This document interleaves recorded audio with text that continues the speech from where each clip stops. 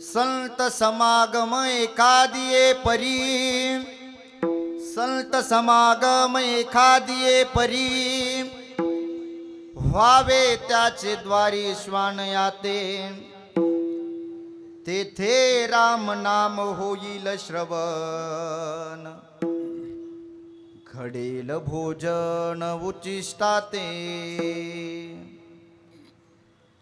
संत समागम एखादिये परी, व्हावे त्याचे द्वारी श्वान याते, तेथे राम नाम होईल श्रवण, घडेल भोजन उचिष्टाते। कामारी बटीक सेवेचा सेवक,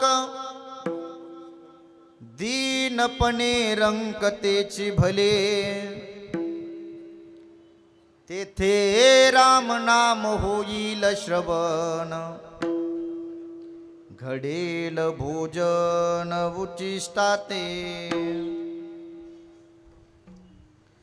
तुका म्हणे सर्व सुख त्या संगती, तुका म्हणे सर्व सुख त्या संगती, घडेल पंगती संतांची तेथे राम नाम होईल श्रवण, घडेल भोजन उचिष्टाते। पांडुरंगा करू प्रथम नमन, पांडुरंगा करू प्रथम नमन, पांडुरंगा करू प्रथम नमन, पांडुरंगा करू प्रथम नमन। दुसरे चरणा संताचे, दुसरे चरणा संताचे, दुसरे चरणा संताचे। कथेचा विस्तार, कथेचा विस्तार। बाबाजी सद्गुरुदास तुका, बाबाजी सद्गुरुदास तुका, बाबाजी सद्गुरुदास तुका। अलंकापुरी रम्य सिंहासनस्थं पदांभोज तेजस्फुर दिक्प्रदेशं, विधीन्द्रादिदेवेस्तदास्तु यमानं, समाधिस्थ मूर्तिं भजे ज्ञानदेवम्।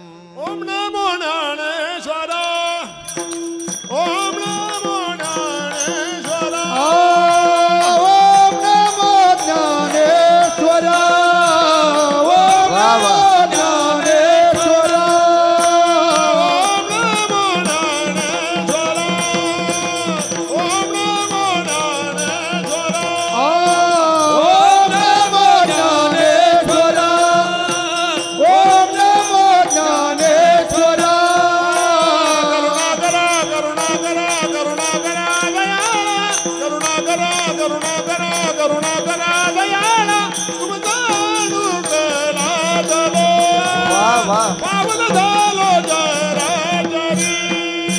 करुणा करा करुणा करा करुणा करा दयाळा, करुणा करा करुणा करा करुणा करा दयाळा। तुमचा अनुग्रह झालो, पावन झालो चराचरी।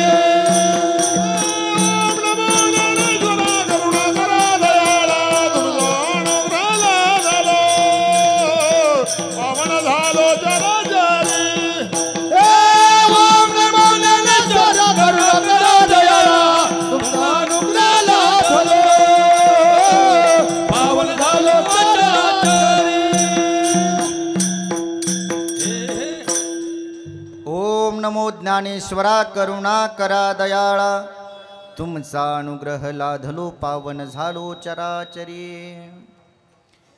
महायोग पीठे तटे भीमरशाय, गोविंदाय नमो नमः, गोविंदाय नमो नमः।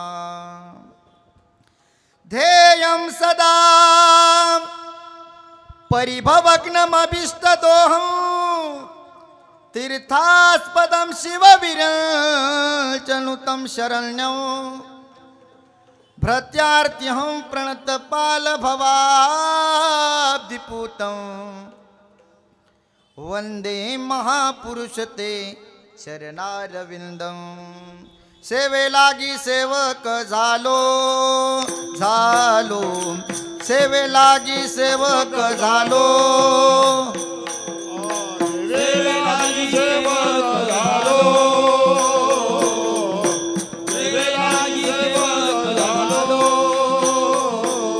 सेवे लागी सेवक झालो, सेवे लागी सेवक झालो, सेवे लागी सेवक झालो, सेवे लागी सेवक झालो, सेवे लागी सेवक झालो, तुमच्या लागलो निज चरणा, तुमच्या लागलो निज चरणा, आहो स्वामी तुकया देवा देवा, यावरी न करावा अवेर,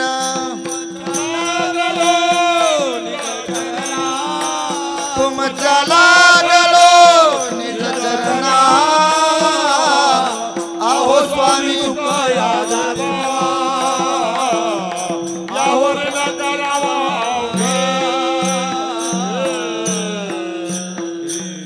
सेवे लागी सेवक झालो, तुमच्या लागलो निज चरणा, अहो स्वामी तुकया देवा, यावरी न करावा अवेर, नीलांबुज श्यामल कोमलांगम, सीता समारोपित वाम भागम, पानो महासायक चारु चापम, नमामि रामं रघुवंशनाथं।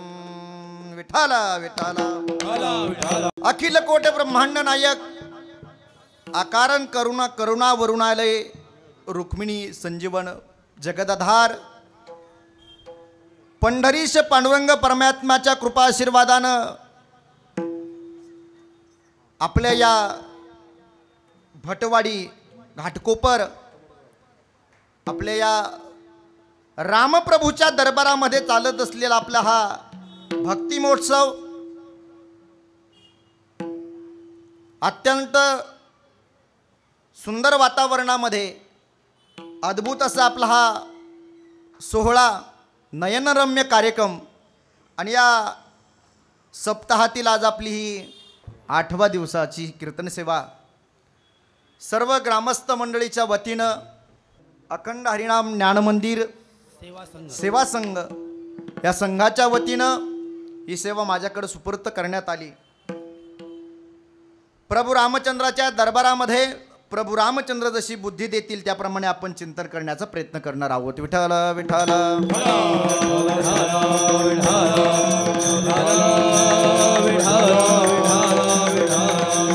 सेवेकरता घेतलेला अभंग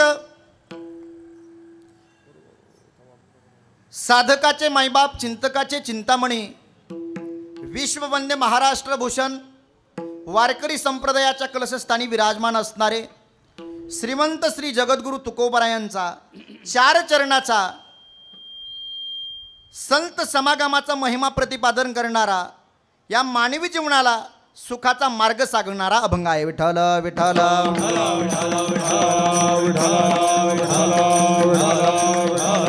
अभंगाचा तर आपण सरळ भाव पाहिला तर अगदी आपल्या लक्षात येईल। पहा, महाराज म्हणाले तुम्हाला हे मानवी जीवन प्राप्त झालंय,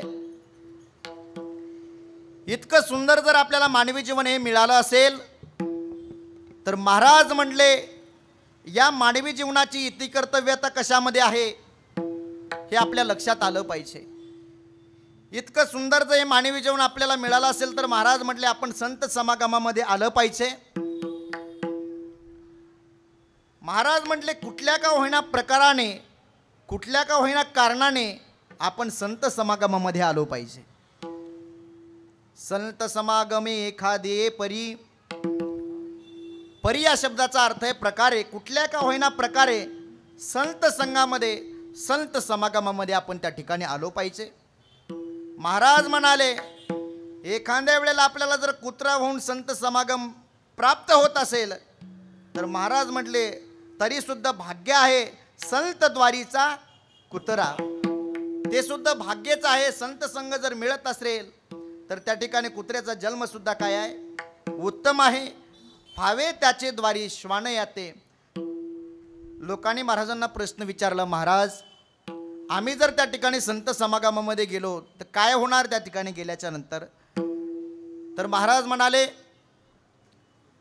खऱ्या अर्थाने तेथे तुम्हाला काय होईल तर तेथे रामनाम होईल श्रवण. आणि काय होईल काय असतं इथं आल्याच्या नंतर सुद्धा सगळे विठ्ठल विठ्ठल म्हणतीलच, काही सांगता येत नाही. का कंटाळखोर असतात काही लोक, कंटाळ येतो त्यांना विठ्ठल विठ्ठल म्हणायचं आहे. तर महाराज म्हणाले काही कंटाळखोर असतात, काहीला विठ्ठल विठ्ठल म्हणायचा सुद्धा काय येतो टाळी वाजवायची सुद्धा. म्हणून कीर्तनकार महाराज मंडळी नेहमी म्हणतात टाळी वाजवा भजन करा. का त्याचा अर्थच आहे लोक कीर्तनाला जरी बसले तरी सुद्धा विठ्ठल विठ्ठल म्हणत नाहीत. मग महाराज म्हणले तेथे रामनाम होईल श्रवण. श्रवण तर होईल. मग एखादा विठ्ठल विठ्ठल म्हणत नसेल तर महाराज म्हणले संतांच्या समागमामध्ये घडेल भोजन उचिष्टाते. उचिष्ट म्हणजे काय, लापसी शिरा बुंदी म्हणजे हे उचिष्ट नाही. तर संत महात्म्याच्या मुखातून आलेलं जे संकीर्तन आहे ते रामनामाचा ध्वनी आहे. ते तुमच्या कानावर पडल्याच्या नंतर अर्थात त्यांच्या मुखातून तुमच्या कानावर पडतं ते काय आहे ते उचिष्ट आहे. ते तरी तुम्हाला किमान काय होईल ऐकायला मिळेल. तेथे रामनाम होईल श्रवण घडेल भोजन उचिष्टाते. बरं ठीक आहे. मग संतांच्या समागमामध्ये आल्याच्या नंतर कसं राहिलं पाहिजे तर महाराज म्हणाले कामारी बटीक सेवेचा सेवक. कामारी म्हणून त्या ठिकाणी संतांच्या ठिकाणी राहिलं पाहिजे, बटीक म्हणून राहिलं पाहिजे, सेवेचा सेवक म्हणून त्या ठिकाणी राहिलं पाहिजे. हे एवढंच नाही दीनपणे रंक होऊन संतांच्या दारामध्ये राहिलं पाहिजे. महाराज म्हणजे एवढी जर लीनता घेतली जीवनामध्ये तर काय होईल. खरं म्हणजे सकाळी उठल्यापासून रात्री झोपेपर्यंत माणूस कशासाठी धावतो बोला की राव. पैशासाठी. अर्थात त्या पैशातून काय मिळवायचं आपल्याला सुखासाठी. सगळ्याचे आपण जर प्रयत्न पाहिले सकाळी उठल्यापासून तर रात्री झोपेपर्यंत कशासाठी प्रयत्न आहेत सुखासाठी का नाही. पण महाराज मिळालं का सुख.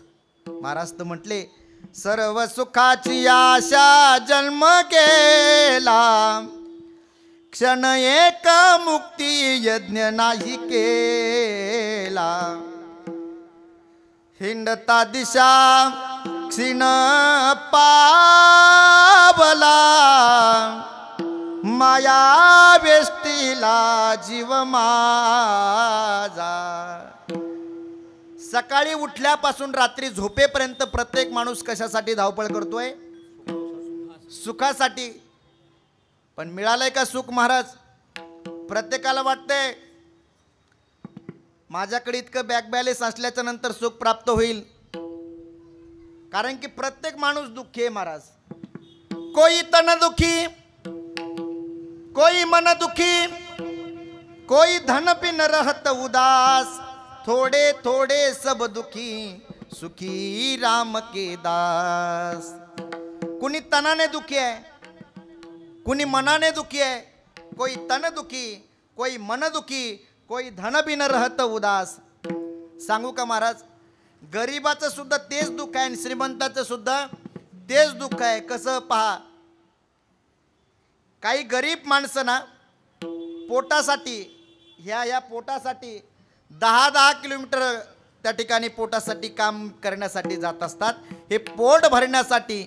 हे गरीबाचं दुःख आहे पोट भरण्यासाठी.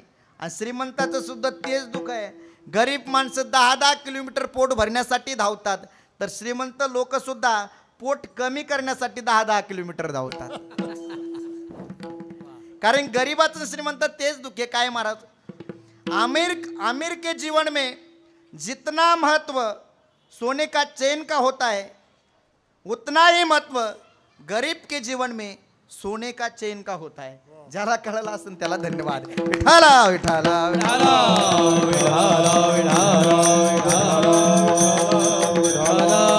कारण की प्रत्येकाला वाटतं हे काम झाल्याच्या नंतर मला सुख मिळेल. अरे एखाद्याला मुलगा नसेल तर तो म्हणत असतो देवा पांडुरंगा मला एखादी संतती झाली पाहिजे. पुत्रहीनस्य मे राज्य सर्व दुःखाय कल्पते. त्याला वाटतं एखादा मुलगा झाला ना मी सुखी होईल. मग त्याला तो तितक्यावरती थांबत नाही.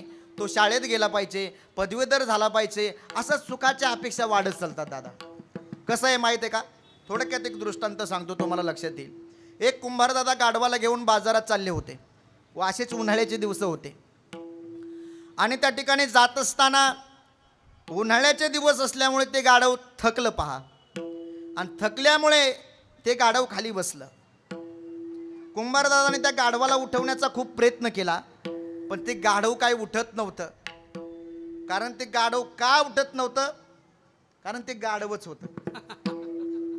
ते उठत नव्हतं. त्या कुंभार दादाला वाटलं अरे हे गाढव जर उठलं नाही तर माझं उदरनिर्वाह जे मडके विकायचेत ना ते विकता येणार नाहीत. मला तर बाजारात गेलं पाहिजे. गाढव तर उठलं पाहिजे. एक शून्यग्रस्त त्या ठिकाणी त्या रस्त्याने चालला होता. त्याला आवाज दिला, दादा इकडे येता का हो? तो ग्रस्त त्या कुंभार दादाकडे आला आणि त्या ग्रस्ताला कुंभार दादाने सांगितलं, दादा हे गाढव उठलं पाहिजे, मी बाजारात गेलो पाहिजे, असा काहीतरी तुम्ही काय करा, पर्याय सांगा, काहीतरी मला युक्ती द्या. त्या ठिकाणी त्या ग्रस्ताने सांगितलं, कुंभार दादा खरं म्हणजे तुम्ही या गाढवाला किती जरी मारलं ना हे गाढव उठणार नाही. काहीतरी पर्याय सांगा दादा, तुम्ही हे गाढव उठलं पाहिजे, मला बाजारात गेलं पाहिजे. आणि त्या ठिकाणी त्या सुज्ञ मनुष्याने एक काम सांगितलं, कुंभार दादा एक काम करा. काय काम करा? एक बांबू आणा. बांबू माहिती आहे का आपल्याला? बांबू शेवटी आपल्यासोबत बांबू असतो. कसा असतो सांगू का? अरे जब तू पैदा हुआ, अरे जब तू पैदा हुआ ओ पलंग बीता लकड़ी का, माता जी ने तुझे सुलाया ओ पालना भीता लकड़ी का. अरे जब तू चलना सिखा तो चलन गाड़ी भीती लकड़ी की, मास्टर जी ने तुझे डर दिखलाया ओ गिल्ली डंडा भीता लकड़ी का. गई जवानी आया बुढ़ापा तब सहारा भी दिया लकड़ी का. बरोबर है ना?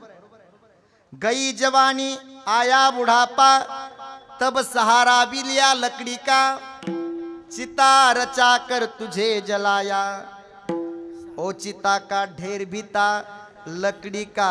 चांद के छुए वाले इंसान देख तमाशा लकड़ी का, देख तमाशा लकड़ी का. म्हणजे बांबू आपल्या लक्षात आला. त्या सुज्ञ मनुष्याने सांगितलं, दादा एक बांबू घेऊन या.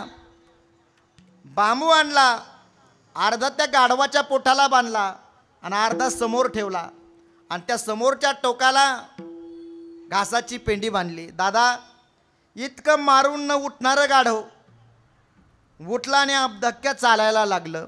माझा आपल्या सर्व भटवाडीकरांना प्रश्न आहे, ते गाढव कशा करता चालायला लागलं? घासाच्या पेंडीमुळे. हुशार आहेत हा. मला सांगा ते गाढव किती चालल्याच्या नंतर त्याला ती घासाची पेंडी मिळणार आहे? 1 किलोमीटर, 2, 3, 10 किलोमीटर मिळेल का? बरं हे तुम्हाला असं म्हणायचं का मी सगळं गाढवाबद्दल बोलतोय? आपण या प्रपंचात किती प्रयत्न केल्याच्या नंतर सुख मिळणार आहे? कारण सुखाचं संसाराबद्दल काय बोललोय? जगद्गुरु तुकोबाराय म्हणतात, अनेक दुःखे सांगू किती, अनेक दुःखे सांगू किती, सकळ संसाराची स्थिती, संसाराची स्थिती, नसाय पाषाण फुटती, पाषाण फुटती, भय कापचिती भरलासे, अनेक दुःखे सांगू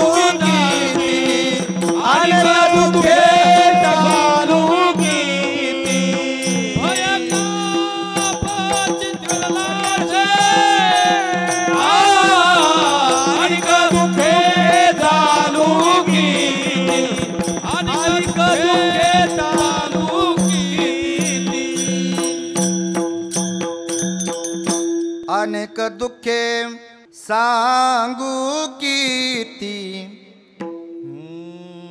अनेक दुःखे सांगू किती सकळ संसाराची स्थिती न साहे पाशा न फुटती भय काप चित्ती भरला से।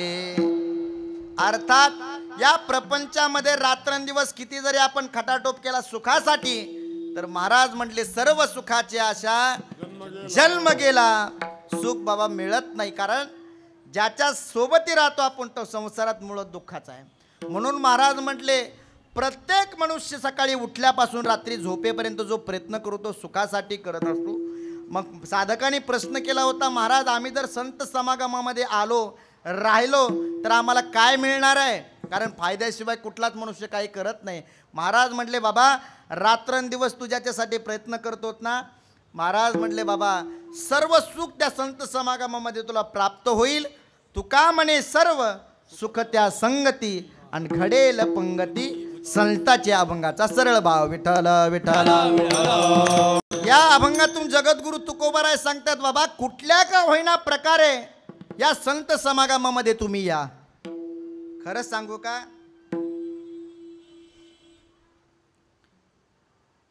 इतकं सुंदर आपल्याला भगवंतानी हा देह दिलाय।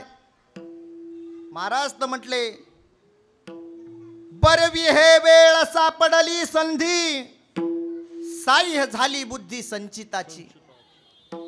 मनुष्य जीवन म्हणजे संधी आपल्याला मिळाली आहे दादा, कारण की महाराज म्हणले अब तो मिला है फिर न मिलेगा कभी नहीं कभी नहीं कभी नहीं रे। कारण की या देहाबद्दल बोलत असताना असं म्हणतात, अरे भारतासारखा देश नाही, महाराष्ट्रासारखं राज्य नाही, पंढरपुरासारखं तीर्थ नाही, ज्ञानोबाराय तुकोबाराय सारखे संत नाही, रामकृष्णारी सारखा मंत्र नाही, दशरथ सारखा बाप नाही, कौशल्यासारखी आई नाही, रामासारखा मुलगा नाही, सीतेसारखी सून नाही, उर्मिलेसारखी जाऊ नाही, श्रुतकीर्ती मांडवीसारखी दिराणा जठराणा नाही, भरतासारखा बाहू नाही, लक्ष्मणासारखा बंधू नाही, ऐका कावळे इतका धृत नाही, काजळे इतकं काळ नाही, आणि लोण्या इतका मऊ नाही, आणि माणसाच्या देहासारखा दुसरा देह नाही, नाही महाराज दुसरा देह। इतकं सुंदर देवाने आपल्याला बनवलंय दादा। जीवन काय हे परत परत असतंय काय, म्हणून आमच्या इकडे मराठवाड्यामध्ये म्हणतात हे जे मनुष्य जीवन आहे आपल्याला संधी आहे, संधीचं जो सोनं करतो ना दादा त्याला काय म्हणतात, शहाणं शहाणं। ऐकता ना आपण, ऐका रामप्रभूच्या दरबारामध्ये आपण कीर्तन करत आहात, तुम्हाला चलता चलता संधीचं सोनं कसं आहे, चलता चलता तुम्हाला एक जाता जाता दृष्टांत सांगतो ऐका। ज्या वेळेला रामप्रभूला वनवास त्या ठिकाणी दिला गेला त्यावेळेला रामप्रभू वनवासाला निघाले, आणि निघाल्याच्या नंतर वैदेही अर्थात जानकी माता सुद्धा प्रभूजवळ आल्या, प्रभूच्या समोर उभ्या राहिल्या, खाली मान घालून उभ्या आहेत, आणि त्या ठिकाणी प्रभू सांगतायत जानकी आत्ता 14 वर्षे पूर्ण होतील जानकी, आत्ता मी परत येईल तोपर्यंत तुला ह्या अयोध्येचा सांभाळ करायचा जानकी। त्यावेळेला जानकी माता म्हणते मालक स्वामी तुम्ही काय बोलताय, कुणाशी बोलताय, अहो मी तुमची सौभाग्यवती आहे, कुणाशी बोलताय। त्यावेळेला रामप्रभू म्हणतायत तू माझी सौभाग्यवती म्हणूनच सांगतोय तुला, तू अयोध्येचा सांभाळ करण्यासाठी तू इथं थांबलं पाहिजे, राहिलं पाहिजे। त्यावेळेला जानकी म्हणते प्रभू खरं म्हणजे मी तुमची छाया आहे, आणि मला असं वाटतंय की तुम्ही माझा निरोप घेताय कसा। खरं सांगू मायबाप, एखाद्या वेळेला माणूस आपल्या घराचा निरोप घेईल, एखाद्या वेळेला माणूस आपल्या पाहुण्यांचा निरोप घेईल, आपल्या परिवाराचा निरोप घेईल, पण दादा आपल्याला आपल्या छायेचा अर्थात आपल्याला आपल्या सावलीचा निरोप घेता येणार नाही। प्रभू खरं म्हणजे तुम्ही माझा निरोप घेताय कसा, निरोप कसला, निरोप कसला माझा घेता, जेथे राघव तेथे सीता. प्रभू माझा निरोप घेताय कसा? मला यावं लागेल तुमच्या सोबत. नाही जानकी, अरे तू जनकाची मुलगी आहे, तुला शोभणार नाही जानकी. त्यावेळेला रामप्रभू सांगता, त्यावेळेला जानकी सांगते, प्रभू मला जनकाची मुलगी आहे म्हणून यावं लागेल. काय? मी जनकाची मुलगी आहे म्हणून, एखाद्या वेळेला मी दुसऱ्या कोणाची मुलगी असते तर मी आलेही नसते, पण जनकाची मुलगी आहे म्हणून मला यावं लागेल. यावंच लागेल प्रभू मला. कारण ज्या वेळेला मला माझे पिता विचारतील की जानकी, अरे तुझं सौभाग्य 14 वर्ष वनवासात जात असेल, तू अयोध्येमध्ये तुझं काम काय आहे? आजपासून तुला माहेरात पाऊल ठेवण्यासाठी जागा नसेल. जनकाची मुलगी आहे म्हणून मला यावं लागेल. जानकी प्रभू सोबत निघते. लखनजी सुद्धा आता येत आहेत. लखनजी सुद्धा प्रभू सोबत निघतायत आणि वनवासाला गेल्याच्या नंतर गंगेच्या तीरावरती येत आहेत. रामप्रभू लखनजीला सांगतायत, लखन जाय, आपल्याला पलीकडच्या तीरावर जायचं, त्या केवटाला बोलव. आता लखनजी त्या केवटाला आवाज देत आहेत, हे केवट. लखनजी जेवढ्या जोराने आवाज देतात ना, त्याच्याही पेक्षा जास्त केवटाचा आवाज आहे. लखनजी आवाज देत आहेत, त्याच्याही पेक्षा जोराने केवट आवाज देतोय, पण केवट इकडे यायला तयार नाही. खरं सांगू का, लखनजीचा जो आवाज आहे ना, तो श्रीमंतीचा आवाज आहे, आणि केवटाचा जो आवाज आहे ना दादा, तो साधनेचा आवाज आहे. एक वाक्य जाता जाता सांगून जाईल. श्रीमंतीच्या आवाजाने कधी साधनेच्या आवाजाची बराबरी करायची नसते. खरं सांगू, श्रीमंतीचा आवाज कुठपर्यंत आहे? अरे जोपर्यंत तुम्ही जिवंत आहेत तोपर्यंत श्रीमंतीचा आवाज आहे. पण सांगू दादा, साधनेचा आवाज गेल्याच्या नंतर सुद्धा तो जिवंत असतो. म्हणून माझ्या ज्ञानोबारायांचा आजही समाधी सोहळा होतो, हा साधनेचा आवाज आहे. म्हणून श्रीमंतीच्या आवाजाने कधी साधनेच्या आवाजाची बराबरी करायची नसते. लखनजी मोठ्याने आवाज जातात, केवट यायला तयार नाही. अखेर काय गोड भाव आहे पहा बरं का. अखेर रामप्रभू त्या केवटाला बोलवण्यासाठी केवटाच्या समोर जातात. अरे बाबा, तुला एवढं बोलवतोय लखन, काय येत नाही रे केवटा? काय गंमत आहे बाबा? जग ज्याच्या सत्तेने चालतंय. म्या बोलविल्या वेदू बोले, म्या चालविल्या सूर्य चाले, म्या हलविल्या प्राणो हाले, जो जगाते चाळीता. जग ज्याच्या पूर्ण सत्तेने चालतोय तो विश्वाचा मालक आज त्या केवटाच्या दारासमोर उभा आहे. ह्याच्यातून एक आपल्याला भाव पाहता येईल दादा. आपलं जर कर्म प्रामाणिक असेल ना, ऐका, आपण कुठलंही काम करत असाल, आपला व्यवसाय असेल, धंदा असेल, आपली नोकरी असेल, काही असू द्या, आपलं जर कर्म प्रामाणिक असेल मायबाप, आपल्याला आपली जागा सोडण्याची गरज नाही. आपण हरिपाठात प्रमाण म्हणतो, न लगती सायास जावे वनांतरा आणि सुखी येतो घरा. मी तर याच्यामध्ये एक वाक्य बोलत असतो, अरे हर रोज इंसान मंदिर जाए जरूरी नहीं है. हर रोज इंसान मंदिर जाए जरूरी नहीं है. अरे कर्म ऐसा होना चाहिए, इंसान जहां भी जाए वहां मंदिर हो जाए. म्हणून म्हणतात, काय गोड भाव आहे. एक पल की जिंदगानी, एक पल की जिंदगानी, एक रोज सबको जाना, बरसों के दो क्यों सोचे, एक पल का नहीं ठिकाना. मन है हरि का दर्पण, मन में इसे बसा ले, करके तो कर्म अच्छे कुछ पुण्य धन कमा ले. कर दान और धर्म तू प्रभु को अगर है पाना, बरसों के दो क्यों सोचे, एक पल का नहीं ठिकाना. अरे जिंदगी तो बेवफाई कभी नहीं ठुकराएगी, मौत महबूबाई साथ लेकर जाएगी. आएगी नोटिस तो जमानत न होगी, पूछेगा हातिम तो तुम क्या कहोगे. आए मन मुसाफिर तुझे निकलना होगा, क्या कुटी तुझे खाली करनी पडेगी. खरं सांगू, जीवन एक क्षणाचा आहे, क्षण भंगुर नाही भरवसा. आणि या जीवनामध्ये जर तुमचं कर्म प्रामाणिक असेल तर मायबाप आपल्याला आपली जागा सोडण्याची गरज नाही, खरंच नाही. मायमावल्याला सुद्धा माझी विनंती असेल, आपल्याकडे घरातील काम असेल ते जर आपण प्रामाणिकपणे पार पाडत असेल ना दादा, तीच आपली भक्ती आहे दादा. काय केलंय साधू संताने? मी नेहमी सांगत असतो, कोणता साधू कधी मंदिरात गेला नाही. जगद्गुरु तुकोबाराय भजन करण्यासाठी मला सांगा, मंदिरात जात होते का? डोंगरावरती, जंगलामध्ये, डोंगरामध्ये जात मध्ये, भंडारे डोंगरावर, कधी भामचंद्रावर. ऐका, कोणते साधू, कोणता महात्मा कधी मंदिरात भजन करण्यासाठी गेला नाही. ते डोंगरात गेले तर देव सुद्धा तिथं गेलाय दादा. ही कर्माची, चांगल्या कर्माची पावती असते. पहा, केवटाच्या दारात आज रामप्रभू उभा आहेत आणि उलट केवटाच्या समोर हात जोडतायत, म्हणतायत, तेरे द्वार खडा भगवान, तेरे द्वार खडा भगवान, भगत भर दे रे झोली, भगत भर दे रे झोली, तेरा होगा बड़ा एहसान की जुग जुग तेरी रहेगी शान, भगत भर दे रे झोली.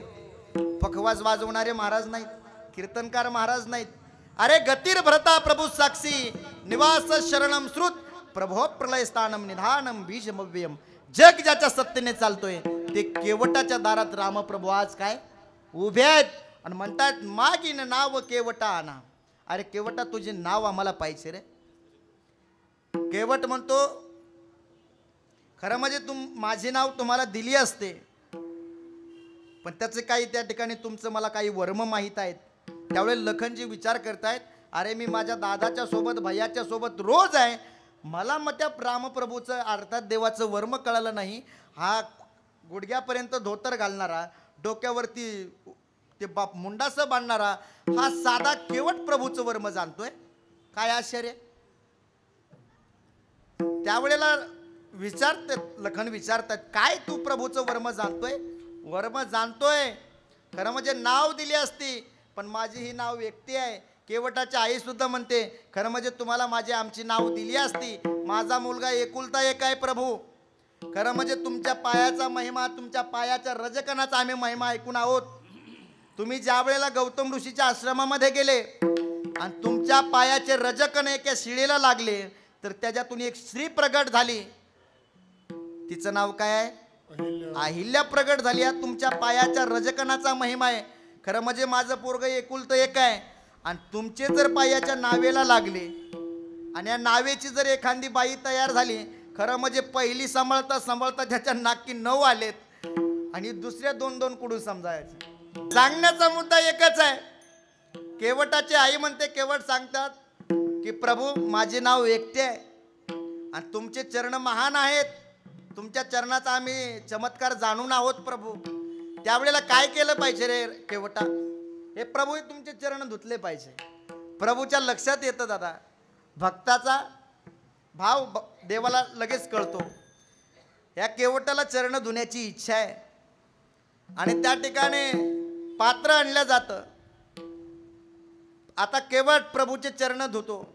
प्रभूचं एक चरण, प्रभू दोन्ही चरण त्या ठिकाणी ठेवू पाहतायत पात्रामध्ये, पण केवट सांगतो, प्रभू खरं म्हणजे माझं पात्र लहान आहे आणि तुमचे चरण महान आहेत. तुमचे चरण माझ्या दोन्ही पात्रामध्ये बसत नाहीत प्रभू. एक चरण ठेवलं पाहिजे प्रभू. प्रभू आता उजवं चरण त्या पात्रामध्ये ठेवतायत आणि ठेवल्याच्या नंतर केवट ते चरण धुतो आणि दुसरं चरण आता प्रभू त्या पात्रामध्ये ठेवतायत, पण पहिलं धुतलेलं चरण प्रभू परत खाली ठेवतायत. आता केवट डोक्याला हात लावून बसतो. प्रभू म्हणतात, अरे बाबा धोकी चरण, आम्हाला पलीकडच्या तीरावर जायचं आहे. त्यावेळेला का डोक्याला हात लावून बसलात? प्रभू म्हणतात. त्यावेळेला केवट म्हणतो, प्रभू तुम्हाला डोकं नाही म्हणून मला डोक्याला हात लावावा लागतोय. कुणाला? देवाला. काय म्हणतो ते केवट?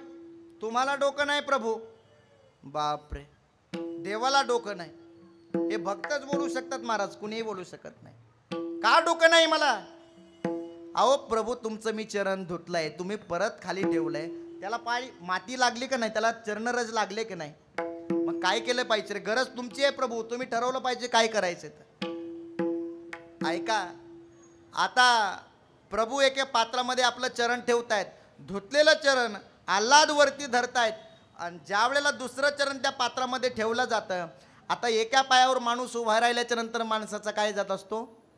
तोल जात असतो. माझ्या प्रभूचा सुद्धा आता तोल जातो. प्रभूचा आता आधार शोधतायत. अरे आता कुठं आधार घेऊ? आता प्रभूला माझ्या त्या केवटाचं डोकं दिसतंय आणि दोन्ही चरण, दोन्ही हात आता त्या ठिकाणी त्या केवटाच्या डोक्यावर प्रभू ठेवतायत. दादा चमत्कार होतो खरं मध्ये. त्यावेळेला त्याच केवटाच्या तेवढ्यात ताबडतोब म्हणते, प्रभू कशाचे चरणरजन, कशाचं काय हो प्रभू? खरं म्हणजे त्या आईलेला शाप होता, त्याच्यामुळे काय झाली, त्या शिळेची काय झाली, बाई झाली. तुमच्या चरणाने या नावेची कशाची बाई झाली होती? खरं म्हणजे प्रभू तुम्ही आमच्या दारामध्ये आले होते, आम्हाला ती संधी प्राप्त झाली होती प्रभू, आणि त्या संधीचं आम्हाला सोनं करायचं होतं. दादा ही संधी ज्याला प्राप्त करता येते ना महाराज, त्याला शहाणं म्हणतात. दादा काय राहिलं त्या जीवना, त्या केवटाच्या जीवनामध्ये? अखिल कोट ब्रह्मांड नाही, विश्वाचा मालक जर त्या केवटाच्या डोक्यावरती हात ठेवत असेल तर काय त्याला मिळवायचंय महाराज? काय तुळशीदासची गोड भाव त्याचं वर्णन करतात. नाथ आज में काहन पावा, मिटे दोष दुख दारिद्र दावा, बहुत कालम किन्नी मजूरी, बहुत कालम किन्नी मजूरी, आज वो दिन विदित बनबली बुरे, नाथ आज में काहन पावा, मिटे दोष दुख दारिद्र दावा. काय राहिलं त्या केवटाच्या जीवनामध्ये दादा? प्रभूचे जर हात मस्तकावरती पडत असतील तर काय जीवनामध्ये मिळवायचे दादा? तसं हे मनुष्य जीवन आपल्याला संधी प्राप्त झालेली आहे दादांनो.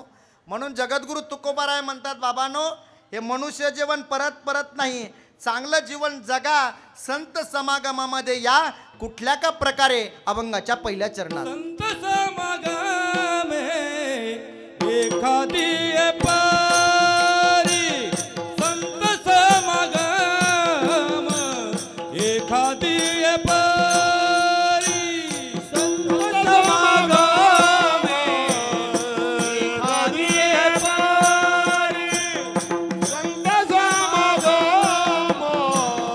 एखादी पारी, संत समागम एखादी पारी, संत समागम एखादी पारी, संत समागम एखादी पारी, संत समागम एखादी पारी,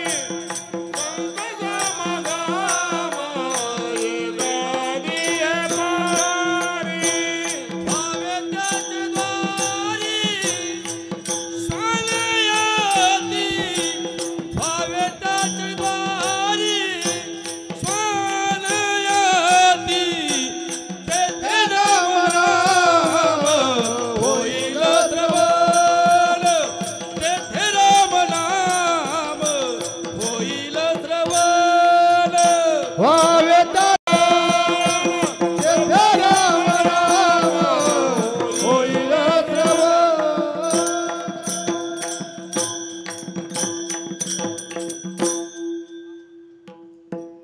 संत समागम एखादिये परी, व्हावे त्याचे द्वारी श्वान याते.